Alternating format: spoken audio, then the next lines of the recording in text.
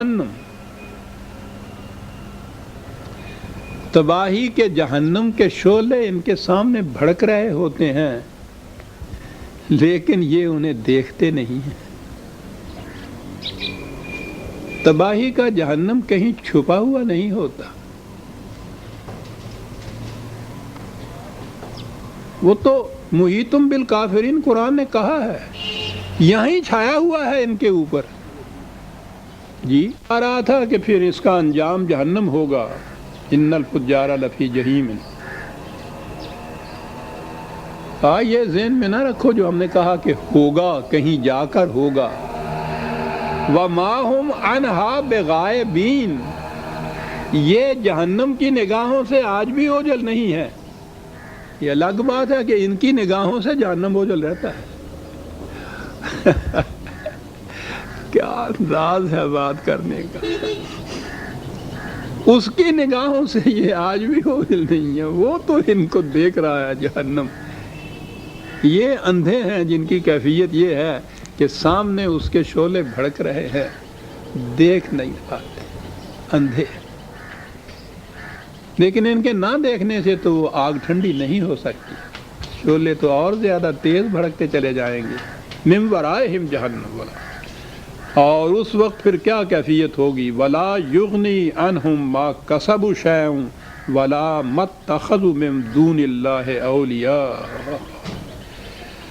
फिर दो चीज़ें यहाँ कही गई। एक तो वो कि जिन्हें ये अपना हामी और नासिर और सरपरस्त और मददगार ये समझते हैं, या जो कुछ भी इन्होंने कमाया है ये मुतमईन होते हैं इस पर कि ये काफ़ी है हमारे लिए, इनकी मौजूदगी में कोई तबाही नहीं आ सकती। कहा जिनके अपने, जब इनके अपने इन गलत अमाल की वजह से तबाही आएगी तो ना तो वो जो हामी और नासिर और सरपरस्त और औलिया जिनको ये समझते हैं वो किसी काम आएंगे, और ना ही जो कुछ इन्होंने इस गलत तरीक़ से कमाया है वो भी इनके किसी काम नहीं आएगा। सर सैलाब आता है तो फिर वो ये नहीं पूछता है कि तुम हो और ये तुम्हारे दोस्त हैं, अच्छा तुम्हें ये बचा लेंगे उठ के। वो तो इस तरह से आता है, वो सैलाब ना पुरसत के दरे खाना खुदामस्त। वो तो ये भी नहीं पूछता कि जी घर का दरवाज़ा किधर से है, कहाँ से मैं आऊँ।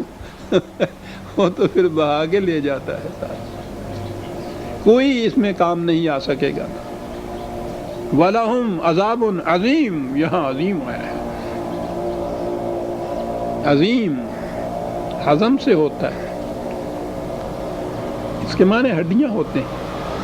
इंसानी जिस्म की बुनियाद उसके हड्डियों के ढांचे के ऊपर होती है। बोन्स जो हैं वो असल में बुनियाद होती है किसी इंसान के पैकर की। वो तबाही जो बुनियादों तक को बहा के और लड़खड़ा के ले जाए।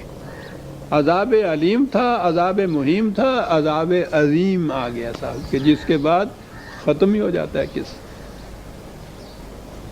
ये होता है उन कौमों के साथ जो फितरत की कुव्वतों को मुसख्खर ना करें।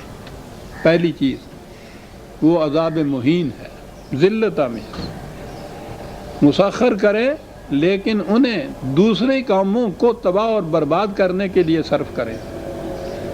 ये है दोनों चीज़ें मिल के अज़ाब अज़ीम बन जाती हैं। और इसके मुकाबल में हाज़ा हुदन, ये जो हम कह रहे हैं ये है कामयाबी की राहें दिखाने वाली चीज़। याद रखिए कुरान करीम या रसूलुल्लाह सल्लल्लाहु अलैहि वसल्लम के इरशादात उसवा ये रहनुमाई रास्ता दिखाते हैं, ज़बरदस्ती रास्ते पे चलाते नहीं हैं।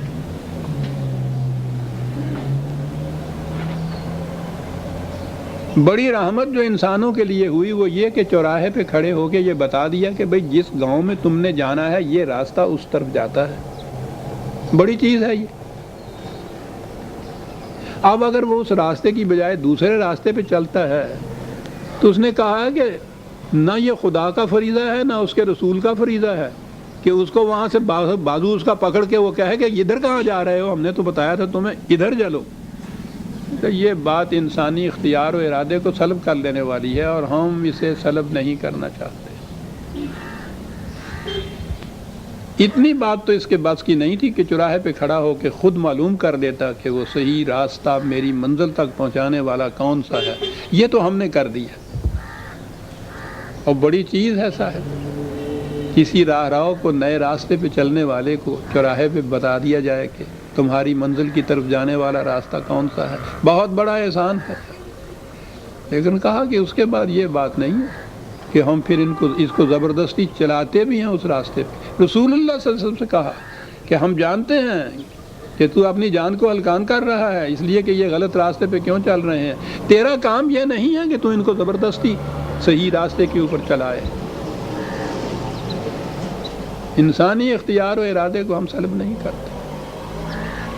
ھذا ھدی والذین کفروا بآیات ربہم لہم عذاب من رجز علیم۔ تو جو اس کے بعد انکار کرتا ہے صحیح راستے پہ چلنے کے لیے، تو اس کے لیے تو تباہی ہے، بڑی دردناک ہے، بڑی لڑکھڑاہٹ پیدا کرنے والی ہے۔ اور اس کے بعد کہا پھر کہ آؤ پھر دوبارہ تمہیں بتائیں، تسخیر کائنات کی طرف پھر آ گیا۔ اللہ الذی سخر لکم البحر لتجری الفلک فیہ بامرہ، سمندر کو تمہارے لیے، دریاؤں کو، پانی کو تمہارے لیے تابع تسخیر بنا دیا تاکہ اس میں خدا کے قانون کے مطابق تمہاری کشتیاں چلیں۔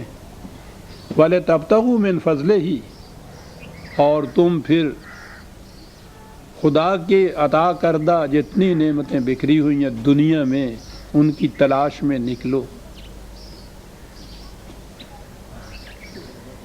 یہ جو ہے کہ کشتی ایک خاص قانون کے تابع پانی کے اوپر تیرتی ہوئی رہتی ہے، بڑا اٹل قانون ہے خدا کا، لیکن کشتیاں انہی کی سلامت رہتی ہیں جو ان قوانین کو جانتے ہیں اور ان کے مطابق اپنی کشتیوں اور جہازوں کو چلاتے ہیں۔ وَلَعَلَّكُمْ تَشْكُرُونَ، اس کے مطابق کرو گے تو پھر تمہاری محنت بھرپور نتائج پیدا کرے گی۔ شکر کے معنی یہ ہوتے ہیں، کسی کی محنت بھرپور نتائج پیدا کرے۔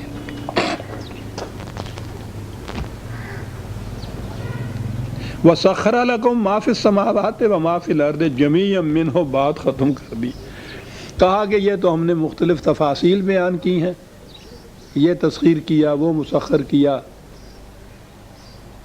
اور اس کو آپ مجمعین یوں سمجھ لیجئے کہ تمہارے لیے اس نے مسخر کر دیا جو کچھ سماوات میں ہے، جو کچھ ارض میں ہے، جمیعاً، سارے کا سارا، اور پھر من ہو، یہ اس کی طرف سے کر دیا گیا کہ اس نے کیا ہی ایسا انتظام اس نظام کا۔ یہ جمیعہ ہے عزیزان من، اس خارجی کائنات اور ارض کی کوئی قوت ایسی نہیں پھر باقی رہ جاتی جو قابل تسخیر نہ ہو۔ ابھی تو ہمارے ہاں کے بھی، ہمارے زمانے کے سائنسدان بھی جو مغرب کے ہیں، وہ تو یوں کہیے کہ کناروں کو چھو رہے ہیں۔ کائنات یہ تو انسان کے حیطۂ فکر میں نہیں آتی، اس کی وسعتیں جو ہیں۔ جمیعاً، اور من ہو، خدا نے تخلیق ہی ایسا کیا ہے اس کائنات کو کہ پوری کی پوری کائنات جو قوم بھی مسخر کرنا چاہے اس کی قوتوں کو وہ کر سکتی ہے، تمام قوتوں کو مسخر کر سکتی ہے۔ جمیعاً من ہو، ان فی ذالک لآیات لقوم یتفکرون، یہاں یہ لفظ آئی، دیکھتے ہیں وہ کس کس کا تھا، للمؤمنین، لقوم یوقنون، لقوم یعقلون، لقوم یتفکرون، جو قوم عقل و فکر سے کام لے گی اس کے لیے ہمارے اس ارشاد میں بہت بڑی نشانی ہے حقیقت تک پہنچنے کی، جو ہم نے کہہ دیا ہے کہ پوری کی پوری کائنات کی قوتیں جو ہیں وہ تمہارے تابع تسخیر ہو سکتی ہیں، غور و فکر کرنے والی قوم کے لیے۔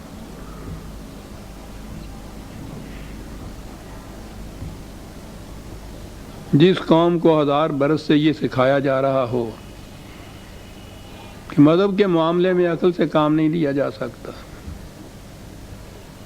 مذہب تو یہ تھا فطرت کی قوتوں کو مسخر